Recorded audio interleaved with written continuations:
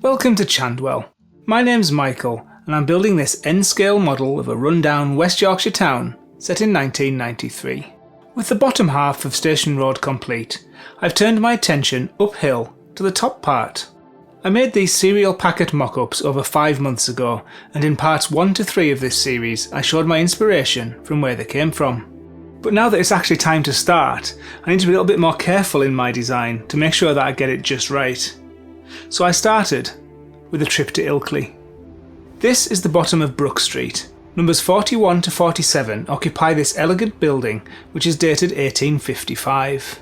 Bradford Council's Ilkley Conservation Area Assessment document describes the building as one of the few Italianate buildings in the town, having at its first floor piano nobile 4 tripartite windows with cornice hoods. This beautiful building, with a run-down Chandwell twist of course, will be perfect for the top of Station Road. But Station Road descends from the top of the hill near the station down to the bottom at the Earl Chandfield at quite a slope, so could I modify the building whilst also maintaining its beautiful elegance? My first idea was to step the 4 premises individually. The roofline would look lovely, but the elegant stone banding would be broken and look a little odd.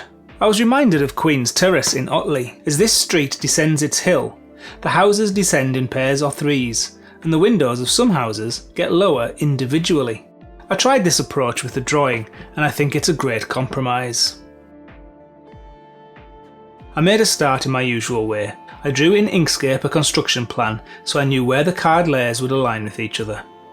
I reduced the width of the gables as they will fit inside the card that makes up the front and back. The drawings were printed to sticky label, and these were stuck to sheets of 1mm card. Window apertures are cut first with a scalpel, first one way and then the other.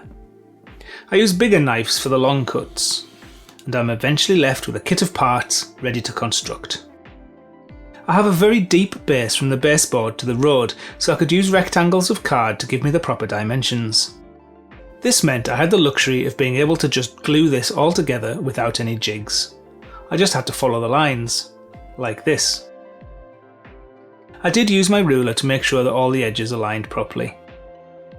So here's the first box, just 3 more to go.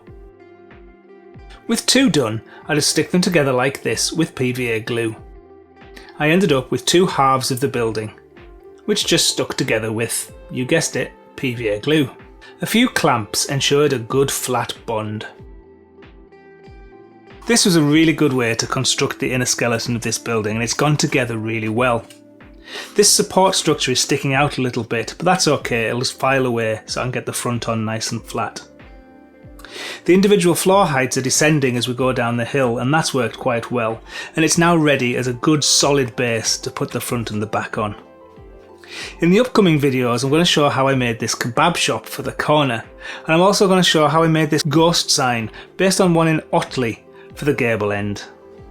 My channel members have been following along with progress of this building, and if you'd like to join them and see behind the scenes videos, please do consider joining my channel. It's a great way to support what I'm doing. Here's a reminder of when I started the street and a little bit of background about the inspiration that I had. So until next week then, until we look at the kebab shop, thanks for watching, take care, and I'll see you next time.